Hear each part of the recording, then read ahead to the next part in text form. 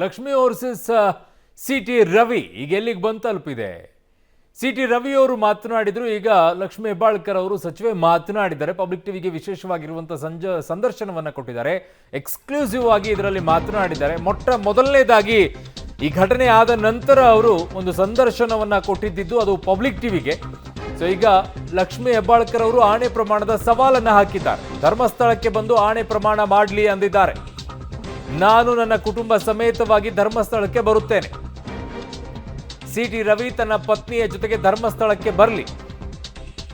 ಮಂಜುನಾಥನ ಸನ್ನಿಧಿಯಲ್ಲೇ ಸತ್ಯ ಸುಳ್ಳು ಬಯಲಾಗಲಿ. ನಾನು ಆಣೆ ಪ್ರಮಾಣ ಮಾಡಲು ಸಿದ್ಧ ಅಂತ ಸಚಿವೆ ಹೇಳಿದ್ದಾರೆ. ಆಣೆ ಪ್ರಮಾಣಕ್ಕೆ ಸಿ ಟಿ ರವಿ ಸಿದ್ಧರಿದ್ದಾರಾ ಅನ್ನುವಂಥ ಸವಾಲನ್ನು ಹಾಕಿದ್ದಾರೆ. ಧರ್ಮಸ್ಥಳದ ಮಂಜುನಾಥನೇ ಎಲ್ಲ ನೋಡಿಕೊಳ್ಳುತ್ತಾರೆ ಅಂತ ಈಗ ದೇವರ ಮೇಲೆ ಬಿಟ್ಟಿದ್ದಾರೆ. ಪಬ್ಲಿಕ್ ಟಿವಿ ಸಂದರ್ಶನದಲ್ಲಿ ಲಕ್ಷ್ಮಿ ಹೆಬ್ಬಾಳ್ಕರ್ ಸವಾಲನ್ನು ಹಾಕಿದ್ದಾರೆ ಸಿ ಟಿ ರವಿ. ಧರ್ಮಸ್ಥಳಕ್ಕೆ ಹೋಗೋಣ ಬನ್ನಿ, ಆಣೆ ಪ್ರಮಾಣವನ್ನು ಮಾಡೋಣ ಅಂತ ಹೇಳಿ. ನಾನು ನನ್ನ ಕುಟುಂಬದ ಜೊತೆಗೆ ಬರ್ತೀನಿ, ನೀವು ನಿಮ್ಮ ಕುಟುಂಬದ ಜೊತೆಗೆ ಬನ್ನಿ. ನಾನು ಸತ್ಯ ಹೇಳಿದರೆ ದೇವ್ರು ನೋಡ್ಕೊಳ್ಳಿ, ನಾನೇನಾದರೂ ಸುಳ್ಳು ಹೇಳಿದ್ರೆ ಅದನ್ನು ದೇವ್ರು ನೋಡ್ಕೊಳ್ಳಿ, ನೀವೇನಾದರೂ ಸುಳ್ಳು ಹೇಳಿದ್ರೆ ಅದನ್ನು ಕೂಡ ದೇವ್ರು ನೋಡ್ಕೊಳ್ಳಿ, ಎಲ್ಲವೂ ಕೂಡ ಅಲ್ಲೇ ಇತ್ಯರ್ಥ ಆಗಲಿ ಬನ್ನಿ ಅಂತ ಹೇಳಿ ಈಗ ಸವಾಲನ್ನು ಹಾಕಿದ್ದಾರೆ ಸಚಿವೆ ಲಕ್ಷ್ಮಿ ಹೆಬ್ಬಾಳ್ಕರ್ ಅವರು. ಮಂಜುನಾಥನ ಸನ್ನಿಧಿಗೆ ಬರೋಕೆ ಈಗ ಸವಾಲನ್ನು ಹಾಕಿದ್ದಾರೆ ಸಿ ಟಿ ರವಿ ಅವರು. ಎಲ್ಲದಕ್ಕೂ ಕೂಡ ಸಿದ್ಧರು ಅನ್ನುವಂಥ ವಿಚಾರದಲ್ಲಿ ಈಗ ಇದಕ್ಕೂ ಕೂಡ ಸಿದ್ಧರಿದ್ದಾರಾ? ಇಲ್ಲಿಯವರೆಗೂ ಕೂಡ ರಾಜಕಾರಣಿಗಳು ಬರೀ ಇದ್ರೆ ಹೇಳ್ತಾ ಇದ್ದಿದ್ದು, ಅಲ್ಲಿ ಬನ್ನಿ, ಇಲ್ಲಿ ಬನ್ನಿ, ಚಾಮುಂಡೇಶ್ವರಿಗೆ ಬನ್ನಿ, ಅದಕ್ಕೆ ಬನ್ನಿ ಅಂತ ಕೇಳ್ತಾ ಇದ್ರು.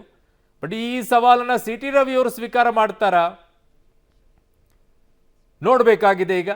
ಯಾಕಂದ್ರೆ ಎಲ್ಲ ಸವಾಲುಗಳನ್ನು ಸ್ವೀಕಾರ ಮಾಡಿ ಅದಕ್ಕೆ ದಿಟ್ಟವಾಗಿ ಉತ್ತರವನ್ನು ಕೊಡ್ತೀನಿ ಅಂತ ಸಿ ಟಿ ರವಿ ಅವರು ಹೇಳಿದ ಮೇಲೆ ಧರ್ಮಸ್ಥಳದ ಆಣೆ ಪ್ರಮಾಣಕ್ಕೂ ಕೂಡ ಹೋಗ್ಬೇಕಲ್ವಾ. ಟೈಮನ್ನು ಅವ್ರು ಹೇಳಿದ್ದಾರೆ. ಈಗ ಟೈಮ್ ಫಿಕ್ಸ್ ಮಾಡಿ ಆಗಿದ್ದಾಗ ಸಿ ಟಿ ರವಿ ಅವರು ಮಂಜುನಾಥನ ಮೇಲೆ ಆಣೆ ಮಾಡಲಿಕ್ಕೆ ನಾನು ಕುಟುಂಬ ಸಮೇತ ಬರ್ತೀನಿ.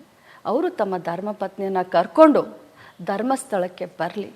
ಧರ್ಮಸ್ಥಳನ ಮಂಜುನಾಥನ ಆಣೆ ಮಾಡಿ ನಾನು ಹಾಗೆ ಅಂದೆಲ್ಲ ಅಂತ ಅವ್ರು ಹೇಳಿ ನಾನು ಅವ್ರಿಗೆ ಇದನ್ನು ಕೇಳ್ಕೊಳ್ತೀನಿ. ಧರ್ಮಸ್ಥಳ ಮಂಜುನಾಥನ ಮೇಲೆ ಆಣೆ ಮಾಡಲಿಕ್ಕೆ ನಾನು ಕುಟುಂಬ ಸಮೇತ ಬರ್ತೀನಿ. ಅವರು ತಮ್ಮ ಧರ್ಮಪತ್ನಿಯನ್ನು ಕರ್ಕೊಂಡು ಧರ್ಮಸ್ಥಳಕ್ಕೆ ಬರಲಿ. ಧರ್ಮಸ್ಥಳನ ಮಂಜುನಾಥನ ಆಣೆ ಮಾಡಿ ನಾನು ಹಾಗೆ ಅಂದೆಲ್ಲ ಅಂತ ಅವ್ರು ಹೇಳಿ ನಾನು ಅವ್ರಿಗೆ ಇದನ್ನು ಕೇಳ್ಕೊಳ್ತೀನಿ.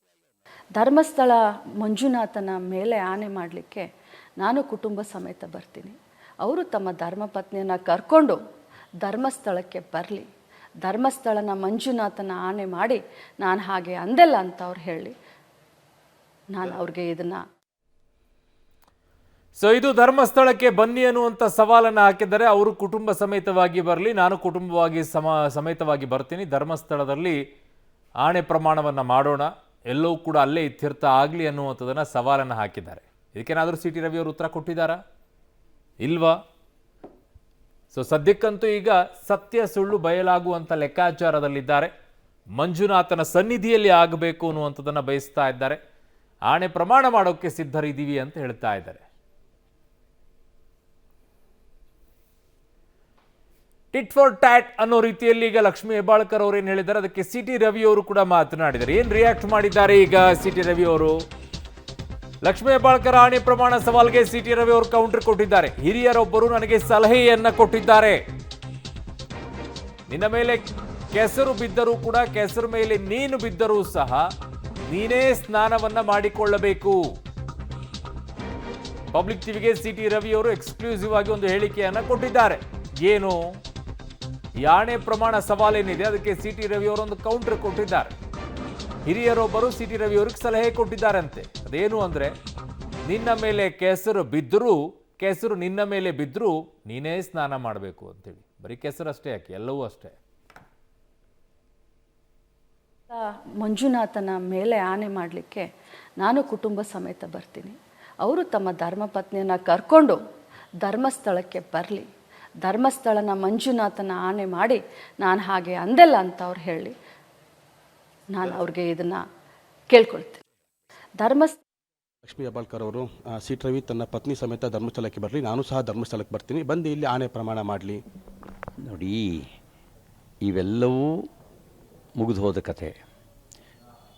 ಅವರು ನನ್ನನ್ನು ಕೊಲೆಗಡಕ ಅಂತ ಹೇಳಿದರು. ಯಾರು ಕೊಲೆ ಮಾಡಿದ್ದೀನಿ ನಾನು?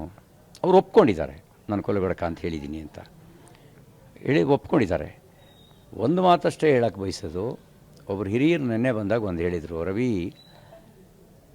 ಕೆಸರು ಮೇಲೆ ನೀನು ಬಿದ್ದರೂ ನೀನೇ ಸ್ನಾನ ಮಾಡಬೇಕು, ಕೆಸರು ನಿನ್ನ ಮೇಲೆ ಬಿದ್ದರೂ ನೀನೇ ಸ್ನಾನ ಮಾಡಬೇಕು, ಕೆಸರಿಂದ ಸ್ವಲ್ಪ ದೂರ ಇರಪ್ಪ ಅಂತ ಹೇಳಿದರು. ಅಷ್ಟೇ ಹೇಳಕ್ಕೆ ಬಯಸ್ತೀನಿ. ಸಿ ಟಿ ರವಿ ಅವರು ಮರೆತು ಬಿಟ್ಟಿದ್ದಾರೆ ಕೆಸರಿನಲ್ಲಿನೇ ಕಮಲ ಹರಳೋದು ಅಂತ ಹೇಳಿ. ನನ್ನ ಸಹೋದ್ಯೋಗಿ ಈಗ ಪೊಲಿಟಿಕಲ್ ಬ್ಯೂರೋಯಿಂದ ಸುಖೇಶ್ ನನ್ನ ಸಂಪರ್ಕಕ್ಕೆ ಸಿಗ್ತಾ ಇದ್ದಾರೆ. ಸುಖೇಶ್, ಈ ಫೈಟು ಇಲ್ಲಿಗೆ ನಿಲ್ಲೋ ಲಕ್ಷಣಗಳು ಎಲ್ಲೂ ಕಾಣಿಸ್ತಾ ಇಲ್ಲ. ಇದಿನ್ನೂ ಕೂಡ ವಿಕೋಪಕ್ಕೆ ಹೋಗೋ ಲಕ್ಷಣಗಳು ನಿಮಗೆ ಕಾಣಿಸ್ತಾ ಇದೆ. ನೀವು ಸಂದರ್ಶನವನ್ನು ಮಾಡಿದಾಗ ಆ ರೀತಿಯಾಗಿ ಕಾಣಿಸ್ತಾ ಅಂತ? ಖಂಡಿತ ಅರುಣ್, ಯಾಕಂದ್ರೆ ಒಂದು ಕಡೆ ಕಾನೂನಿನ ಹೋರಾಟ, ಮತ್ತೊಂದು ಕಡೆ ನೈತಿಕತೆಯ ಹೋರಾಟ. ಅಂದ್ರೆ ನೈತಿಕವಾಗಿ ಅವರು ನನಗೆ ಆಡಿದಂಥ ಮಾತು ಅಥವಾ ನನ್ನ ನೈತಿಕ ಸ್ಥೈರ್ಯವನ್ನು ಕುಗ್ಗಿಸುವಂಥ ಮಾತು, ಅದಕ್ಕೆ ಅವರು ಬಂದು ಪ್ರಮಾಣ ಮಾಡಲಿ ಅನ್ನುವಂಥ ಒಂದು ಸವಾಲನ್ನು ಕೂಡ ಅವ್ರು ಹಾಕಿರುವಂಥದ್ದು. ಅಂದರೆ ಧರ್ಮ ದೇವರು ಅನ್ನುವಂಥವ್ರು ದೇವ್ರನ್ನ ನಂಬೋದೇ ಹೌದಾದರೆ ಬರಬೇಕು ಧರ್ಮಸ್ಥಳಕ್ಕೆ ಅನ್ನುವಂಥದ್ದು ಒಂದು ಭಾಗ. ಮತ್ತೊಂದು ಕಡೆ ಹಾಗಂತ ಕಾನೂನು ಹೋರಾಟದಲ್ಲಿ ಯಾವ ಕಾರಣಕ್ಕೂ ಕೂಡ ಹಿಂದೆ ಸರಿಯಲ್ಲ, ವೈಯಕ್ತಿಕವಾಗಿ ಕೂಡ ಕ್ಷಮಿಸಲ್ಲ. ಈ ಎಲ್ಲ ಮಾತುಗಳನ್ನು ಕೂಡ ಸಚಿವೆ ಲಕ್ಷ್ಮೀ ಹೆಬ್ಬಾಳ್ಕರ್ ಅವರು ಹೇಳ್ತಿರುವಂಥದ್ದು. ಅಂದರೆ ಸಿ ಟಿ ರವಿ ಅವರು ನನ್ನ ಹೃದಯದಿಂದ ಒಳ್ಳೆಯವನು ಆ ಅಕ್ಕ ಅಂತ ಹೇಳಿದ್ರು ಕೂಡ, ಅಕ್ಕ ಅಂದರೂ ಅಷ್ಟೇ, ಏನಾದರೂ ನಾನು ಅವ್ರನ್ನ ಕ್ಷಮಿಸಲ್ಲ ಅನ್ನೋದು ಒಂದು ವಿಚಾರ.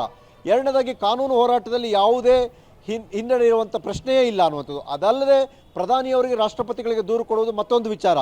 ಜೊತೆಗೆ ಏನು ತಮ್ಮ ವಿರುದ್ಧ ಮಾಡಿದಂಥ ಆರೋಪಕ್ಕೆ ಸುಳ್ಳು ಅಥವಾ ನಾನು ಅದು ಹೇಳೇ ಇಲ್ಲ ಅಂತಾರೆ, ಧರ್ಮಸ್ಥಳದಲ್ಲಿ ಕುಟುಂಬ ಸಹಿತ ಬಂದು ಅವರು ಆಣೆಯನ್ನು ಮಾಡಲಿ, ಧರ್ಮಸ್ಥಳದಲ್ಲಿ ಆಣೆ ಮಾಡಿ ಅವರು ಒಪ್ಪಿಕೊಳ್ಳಿ, ನಾನು ಸಿದ್ಧರಿದ್ದೀನಿ ಕುಟುಂಬ ಸಹಿತ ಅನ್ನುವ ಮೂಲಕವಾಗಿ ಈ ಒಂದು ವಿಚಾರದಲ್ಲಿ ಸಿ ಟಿ ರವಿ ಅವರ ವಿರುದ್ಧ ಲಕ್ಷ್ಮೀ ಹೆಬ್ಬಾಳ್ಕರ್ ಅವರು ಈಗ ಶುರು ಮಾಡಿರುವಂಥ ಯುದ್ಧವನ್ನು ನಿಲ್ಲಿಸುವ ಯಾವ ಲಕ್ಷಣಗಳು ಕಾಣಿಸ್ತಾ ಇಲ್ಲ. ಇದು ಇನ್ನೂ ದೊಡ್ಡ ಮಟ್ಟಕ್ಕೆ ತೆಗೆದುಕೊಂಡು ಹೋಗುವಂಥ ಅಥವಾ ಒಂದು ತಾರ್ಕಿಕ ಅಂತ್ಯಕ್ಕೆ ತೆಗೆದುಕೊಂಡು ಹೋಗುವಂಥವರೆಗೂ ಕೂಡ ನಿಲ್ಲಿಸಲ್ಲ ಅನ್ನುವಂಥ ತೀರ್ಮಾನಕ್ಕೆ ಲಕ್ಷ್ಮೀ ಹೆಬ್ಬಾಳ್ಕರ್ ಬಂದಂತೆ ಕಾಣಿಸ್ತಾ ಇದೆ. Arun, okay, but straight hit ಅನ್ನೋ ರೀತಿಯಲ್ಲಿ ಲಕ್ಷ್ಮೀ ಹೆಬ್ಬಾಳ್ಕರ್ ಅವರು ನೇರವಾಗಿ ಸಿ ಟಿ ರವಿಗೇನೋ ಧರ್ಮಸ್ಥಳಕ್ಕೆ ಆಣೆ ಪ್ರಮಾಣಕ್ಕೆ ಬನ್ನಿ ಅಂತಿದ್ದಾರೆ. ಬಟ್ ಹಿಂದೆನೂ ಕೇಳಿದೀವಿ ಸುಖೇಶ್, ನೀವು ಸಾಕಷ್ಟು ರಾಜಕೀಯ ವರದಿಗಳನ್ನು ಮಾಡಿದ್ದೀರಾ, ಅನೇಕರು ಇಂಥದ್ದೇ ಸವಾಲು ಹಾಕಿದ್ದಾರೆ, ಅವರು ಬರಲ್ಲ ಇವರು ಬರಲ್ಲ, ಅವ್ರ ಪಾಡೆಗೆ ಅವ್ರು ಹೇಳ್ಕೊಂಡು ಹೋಗ್ತಾರೆ.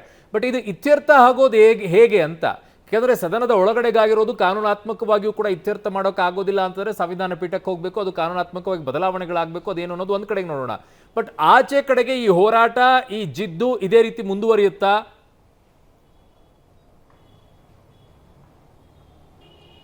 ಒಂದು ಸ್ಪಷ್ಟ ಬಹಿರಂಗವಾಗಿ ಅಂದರೆ ಸದನದಿಂದ ಹೊರಗೆ ಈ ಸಿಟ್ಟು ಹೋರಾಟ ಮುಂದುವರೆದ್ರೆ ಒಂದು ರೀತಿ ಪೊಲಿಟಿಕಲಿ ಫೈಟ್ ರೀತಿ ಕಾಣುತ್ತಾ ಹೋಗುತ್ತೆ. ಅದು ಸಹಜವಾಗಿ ಆರೋಪ ಪ್ರತ್ಯಾರೋಪ ಈ ರೀತಿ ನಡೀಬಹುದು, ಅಥವಾ ಲೀಗಲ್ ಬ್ಯಾಟಲ್ನಲ್ಲಿ ಏನಾದರೂ ಅದಕ್ಕೆ ಪೂರಕವಾದಂಥ ವಿಡಿಯೋ ಸಾಕ್ಷಿ ಆಡಿಯೋ ಸಾಕ್ಷಿಯ ಮುಖಾಂತರವಾಗಿ ಲಕ್ಷ್ಮೀ ಹೆಬ್ಬಾಳ್ಕರ್ ಅವರು ಏನಾದರೂ ಅದನ್ನೇ ಮುಂದಿಟ್ಟು ಹೋರಾಟವನ್ನು ಮಾಡ್ತಾರೆ ಅನ್ನುವಂಥದ್ದು. ಆದರೆ ಸಭಾಪತಿಗಳು ಇದುವರೆಗೂ ಹೇಳಿದ ಪ್ರಕಾರ ಆ ವಿಡಿಯೋ ಆ ರೀತಿ ಇಲ್ಲ, ಅದು ನಕಲಿ ಅಂತ ಹೇಳಿದ ನಂತರದಲ್ಲಿ ಲಕ್ಷ್ಮೀ ಹೆಬ್ಬಾಳ್ಕರ್ ಅವರು ಇವತ್ತು ಪಬ್ಲಿಕ್ ಟಿವಿಯ ಜೊತೆ ಮಾತನಾಡಿದ ಪ್ರಕಾರ ಸಭಾಪತಿಯವರು ಕಾಲ್ ಮಾಡಿದ್ರು, ತಮ್ಮ ಬಳಿ ಇರುವಂಥ ವಿಡಿಯೋ ಎವಿಡೆನ್ಸನ್ನು ಕೊಟ್ಟರೆ, ದೂರನ್ನು ಕೊಟ್ಟರೆ ನಾನು ಅದನ್ನು ಮರುಪರಿಶೀಲನೆ ಮಾಡ್ತೀನಿ ಅನ್ನುವಂಥ ಅಭಿಪ್ರಾಯವನ್ನು ವ್ಯಕ್ತಪಡಿಸಿದರೆ, ಭರವಸೆ ಕೊಟ್ಟಿದ್ದಾರೆ ಅನ್ನುವಂಥ ಮಾತನ್ನು ಹೇಳ್ತಿದ್ದಾರೆ. ಹಾಗೇನಾದರೂ ಮರುಪರಿಶೀಲನೆ ಮಾಡಿದ್ದೇ ಹೌದಾದರೆ, ಮರುಪರಿಶೀಲನೆ ಸಂದರ್ಭದಲ್ಲಿ ಅವ್ರಿಗೆ ಏನಾದರೂ ಹೇಳಿದ್ದು ಹೌದು ಅಂತ ಅನ್ನಿಸಿದರೆ ಅವರು ಮುಂದಿನ ವ್ಯಾಪ್ತಿ ಏನು ಅಂತ ಪರಿಶೀಲನೆ ಮಾಡಿದಾಗ ನಮ್ಮ ಸದನದ ವ್ಯಾಪ್ತಿಯಲ್ಲಿ ಇದು ನಡೆದಿರುವಂಥದ್ದು ನನ್ನ ಗಮನಕ್ಕೆ ಬಂದಿರೋದು ಇಷ್ಟು ಸತ್ಯ ಅಂತ ಏನಾದರೂ ಸಭಾಪತಿಗಳು ಅದನ್ನು ಮುಂದೆ ಕಾನೂನು ಹೋರಾಟ ಕೈಗೆತ್ತಿಕೊಳ್ಬೋದು ಅಥವಾ ಪೊಲೀಸ್ ಹೋರಾಟಕ್ಕೆ ಕೈಗೆತ್ತಿಕೊಳ್ಬೋದು ಅನ್ನುವಂಥ ತೀರ್ಮಾನಕ್ಕೆ ಏನಾದರೂ ಸಭಾಪತಿಗಳು ತಮ್ಮ ನಿರ್ಧಾರವನ್ನು ಪ್ರಕಟಿಸಿದರೆ ಕಾನೂನು ಬಲಕ್ಕೆ ಸದನದಿಂದ ಹೊರತಾದಂಥ ಬಲ ಬರಬಹುದು.